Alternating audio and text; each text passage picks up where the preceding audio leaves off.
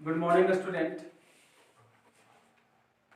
आज history class 10th का history chapter first nationalism rise in the Europe का ये चौथा वीडियो बनाया जा रहा है।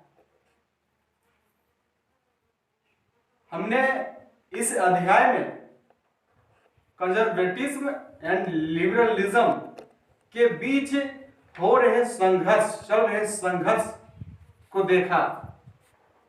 दरअसल बात यह है, जब एक रूढ़िवादी परंपरा और उदारवादी परंपरा के बीच संघर्ष चलता है तो तालमेल बैठाना बड़ा कठिन होता है, एक मुश्किल काम होता है।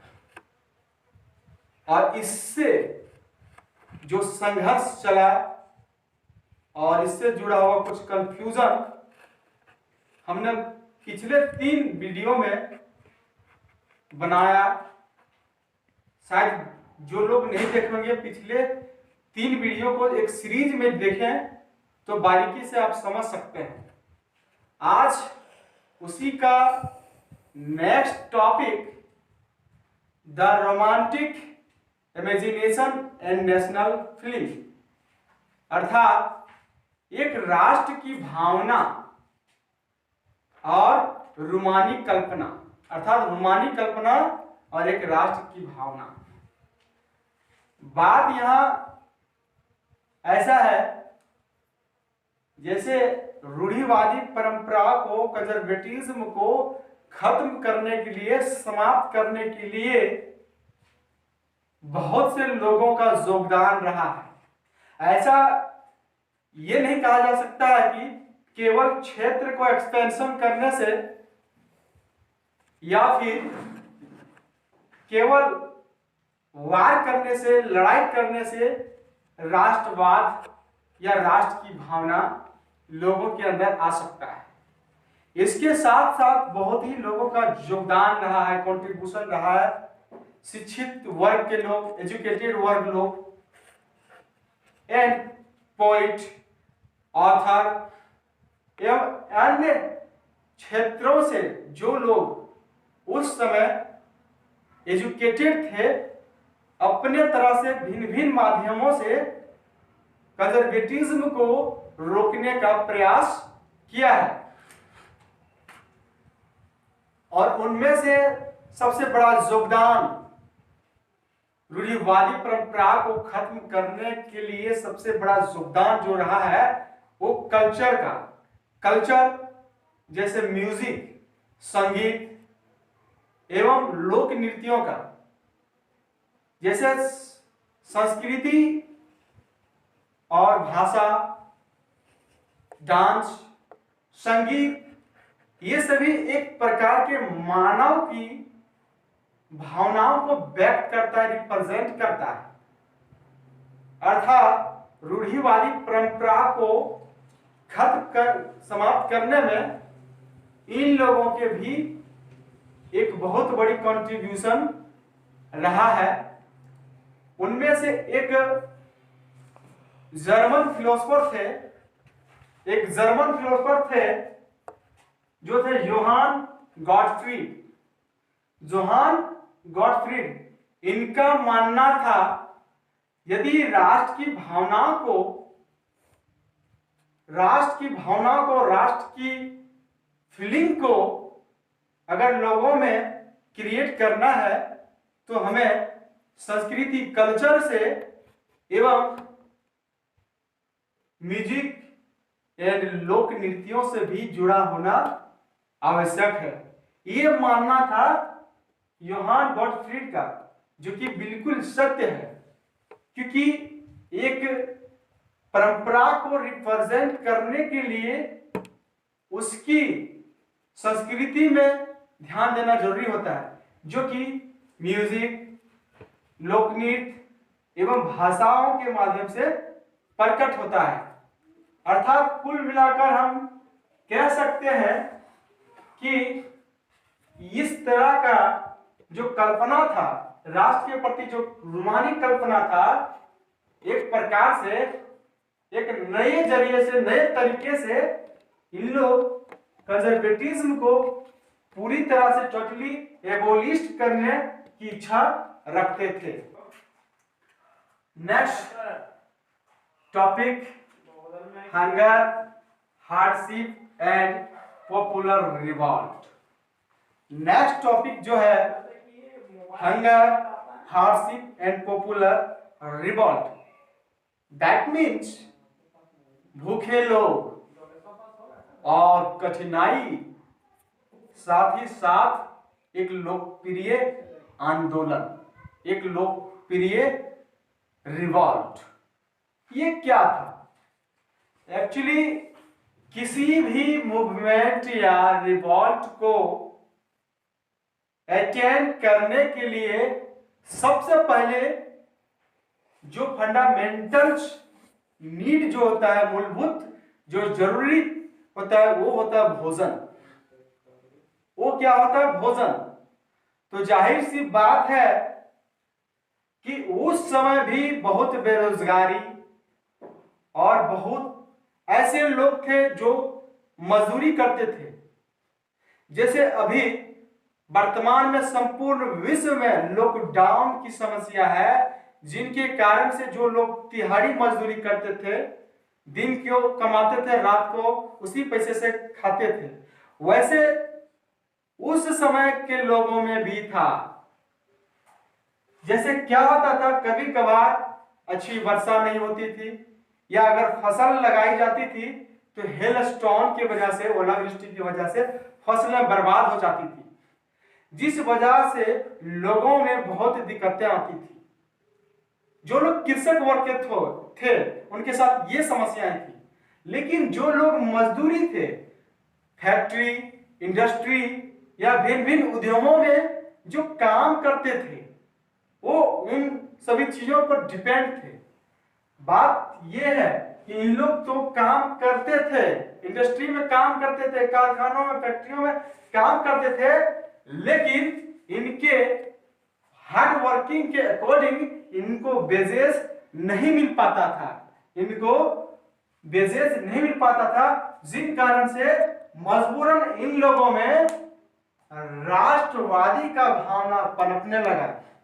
यहां एक बात करते हैं, एक कॉन्ट्रैक्टर, चाहे वो फैक्ट्री का कॉन्ट्रैक्टर हो या किसी गवर्नमेंट इशू का कॉन्ट्रैक्टर हो या किसी इंडस्ट्री का, वो क्या करता था, जितना काम करवाता था मजदूरों को, मजदूरों के मेहनत के अकॉर्डिंग, हार्ड वर्किंग के अकॉर्डिंग वेजेस नहीं देता था। इस वजह से लोग एकजुट हुए और एक साथ आवाज उठाने लगे, उन ठेकेदारों, उन कॉन्ट्रैक्टरों के विरुद्ध हो गए। एक बार दोपहर 1 बजे का समय था, सब मजदूर एक साथ आ गए और एक कॉन्ट्रैक्टर का घर के आमने सामने हो गए और जाके हंगामा बोल दिए, और अचानक उसके घर में जाके आंदोलन कर दिए, तोड़फोड़ कर दिए, कीमती चीजें विनाश कर दिए। अंत में मजदूरन बस उस कॉन्ट्रैक्टर को अपने संपूर्ण परिवार सहित उस जगह से भागना पड़ा और गांव लौटना पड़ा। गांव में जब गया तो उसके गांव के लोग भी उसे टॉलरेट नहीं किए, सहन नहीं कर पाए, क्योंकि इस तरह के लोगों को वहां के लोग एक्सेप्ट नहीं कर सकते थे। अर्थात हम कह सकते हैं कि लोगों में संपूर्ण रूप से राष्ट्रवादी भावना पनप उठा और लोग अपने अधिकार या अपनी जिम्मेदारी को समझने लगे। इस प्रकार से ये समस्याएं थी, hunger, hardship and popular revolt, ये था जो आम लोगों की समस्याएं थी। अब next 1848 the revolution of the liberals. जब 1848 का हम बात करते हैं तो यहां 2 फेज में हम इसको बांटेंगे। एक पहला उन लोगों का आंदोलन चल रहा था जो लोग पीजेंट वर्ग के थे, वर्कर थे, अनएम्प्लॉयड थे, और दूसरा रिवॉल्यूशन को लीड करने वाले थे एजुकेटेड मिडिल क्लास वर्ग के लोग। एजुकेटेड मिडिल क्लास वर्ग के लोग ये रिवॉल्यूशन को लीड कर रहे थे, इन लोग का मानना था कि मोनार्कियल सिस्टम को पूरी तरह से खत्म करें और कॉन्स्टिट्यूशनल असेंबली को निर्माण किया जाए और जो शासन होगा संवैधानिक बेस्ड होगा। बात यह है कि वर्कर, अनएम्प्लॉयर और किसान अपने अपने हित के लिए, अपने बेरोजगारी को दूर करने के लिए, जो बेरोजगार थे वे लोग रोजगार का डिमांड करते थे, जो लोग फार्मर थे वे लोग अपनी डिमांड करते थे, सब अपना अपना डिमांड करते थे। और एजुकेटेड मिडिल क्लास के लोग, जैसे यूरोप के कई ऐसे हिस्से जैसे जर्मनी, पोलैंड, इटली और भी कई देश जो मोनार्कियल सिस्टम को कंप्लीटली एबोलिश करना चाहते थे और कॉन्स्टिट्यूशनल असेंबली का निर्माण करना चाहते थे। फिर बाद में क्या हुआ, अनाउंस किया गया कि हम यहाँ मोनार्की सिस्टम को एबोलिश करेंगे और एक संविधान का निर्माण किया जाएगा, कॉन्स्टिट्यूशन का निर्माण किया जाएगा।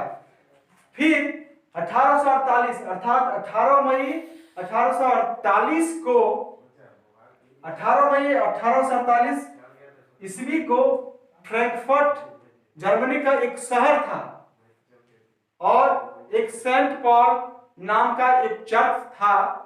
उस चर्च में बैठक किया गया, अर्थात नेशनल असेंबली का बैठक किया गया। उनमें से 831 रिप्रेजेंटेटिव लोग उस बैठक को लीड कर रहे थे और ये अनाउंस किया गया कि उनमें औरतों का, फीमेल वर्ग के लोगों को कोई तरह का हस्तक्षेप नहीं चाहिए। उन लोगों को सिर्फ इतना बताया गया कि आप लोग उस सेंट पॉल में जाकर केवल सिर्फ देख सकते हैं, आप लोगों को कोई तरह का राय नहीं लिया जाएगा। इस प्रकार से इसकी व्यवस्था की गई थी और अंततः फ्रैंकफर्ट पार्लियामेंट का निर्माण हो गया, फॉर्मेशन हो गया। जब फ्रैंकफर्ट पार्लियामेंट का जब फॉर्मेशन हुआ तब वहां के लोगों ने सोचा इसके लिए इसको लीड करने के लिए किसी राजा की आवश्यकता थी और उस समय राजा चुने गए फ्रेडरिक विल्हेल्म फोर जो पर्सा के थे, लेकिन उन्होंने राजा बनने से इनकार कर दिए। इनकार इसलिए किए कि फ्रेडरिक विल्हेल्म फोर जानते थे यदि हम राजा बनते हैं तो हमें कॉन्स्टिट्यूशनल के अधीन रहना होगा, यानी संवैधानिक के अधीन रहना होगा। फिर बाद में उन्होंने राजा बनने से साफ मना कर दिया और उन लोगों के साथ देने लगा जो लोग मोनार्की के जो राजा थे, जो मोनार्कियल सिस्टम को मानते थे, और मिलिट्री लोग भी इस कॉन्स्टिट्यूशनल असेंबली को इनकार करते थे।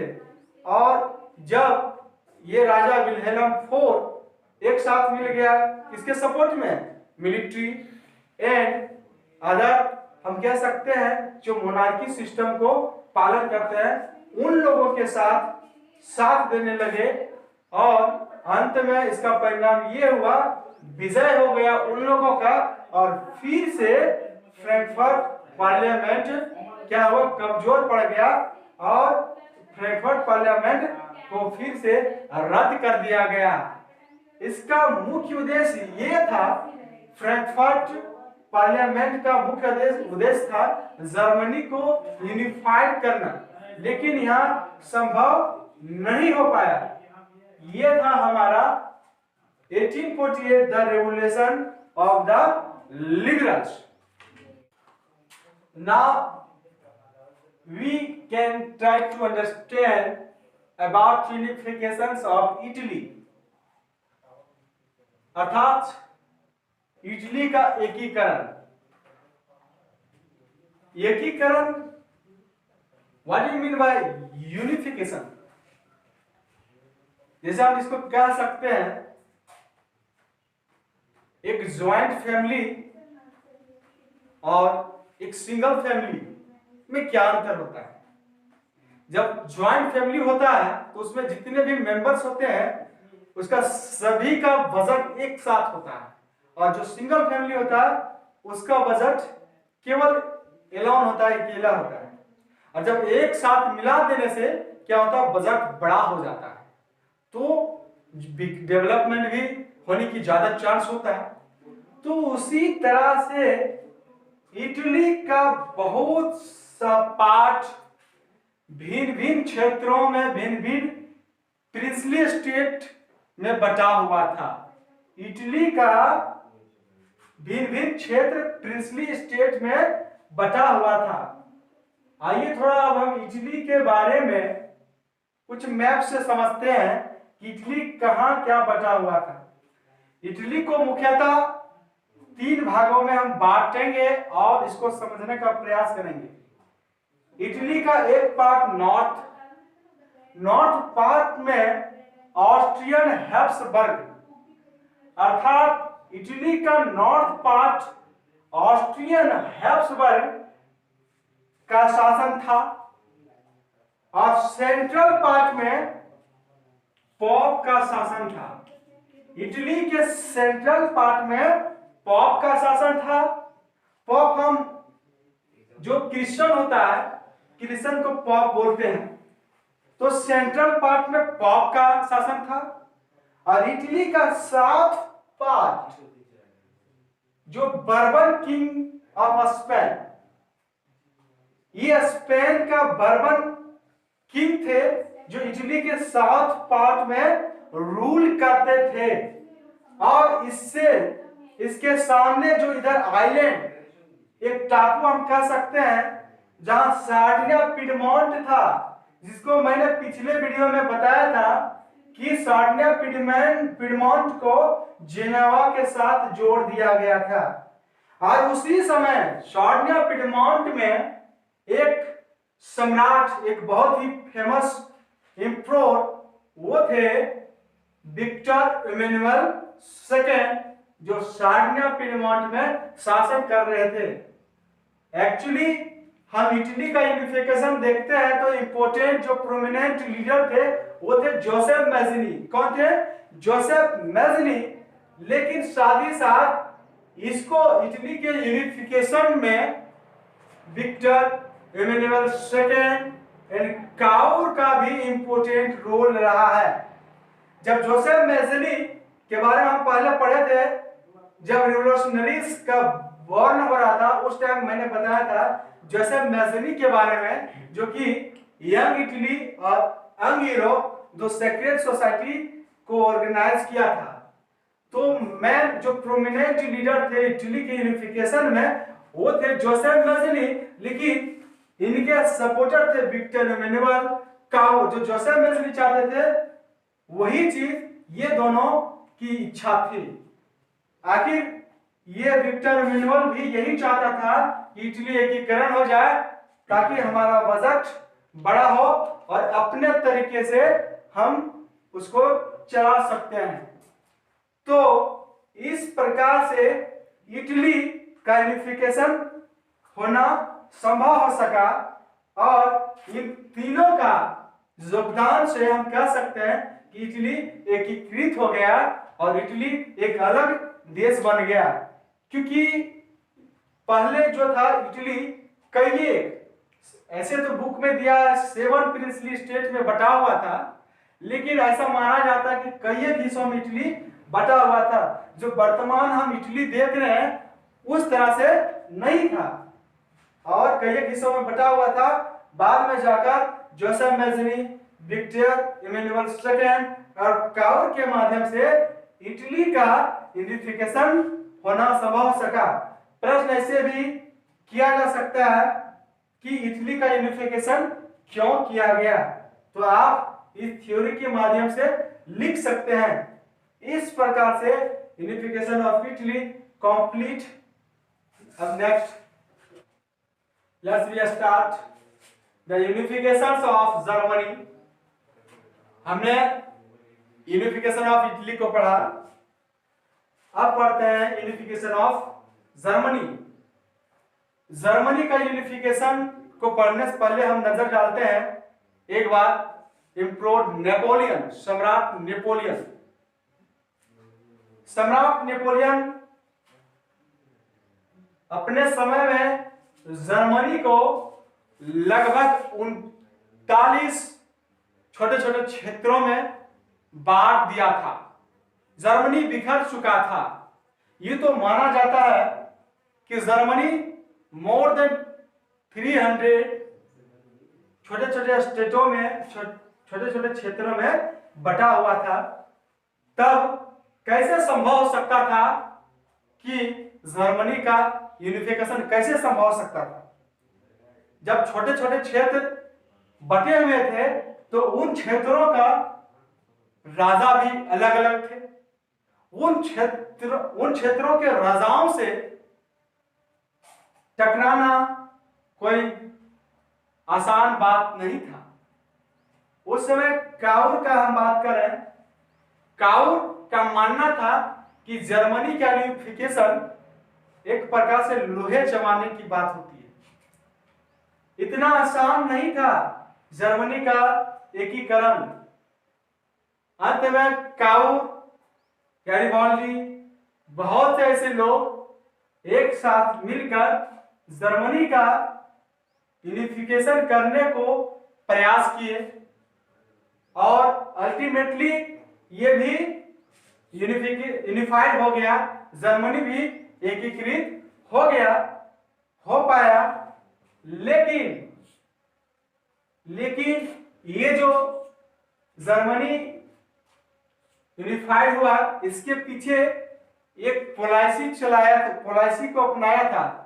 काउर का मानना था कि लोहे एवं रक्त की नीति से ही जर्मनी का यूनिफिकेशन संभव हो सकता है, क्योंकि जर्मनी भिन्न भिन्न क्षेत्रों में, छोटे छोटे क्षेत्रों में बटा हुआ था, जहां के अलग अलग राजा थे, अलग अलग सिस्टम था।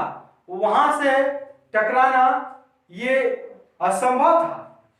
फिर अंत में इन्होंने एक रूल को अपनाया, जिस रूल को हम लोग बोलते हैं iron and blood policy. Blood policy ये मानना था काउर का। किसका मानना था?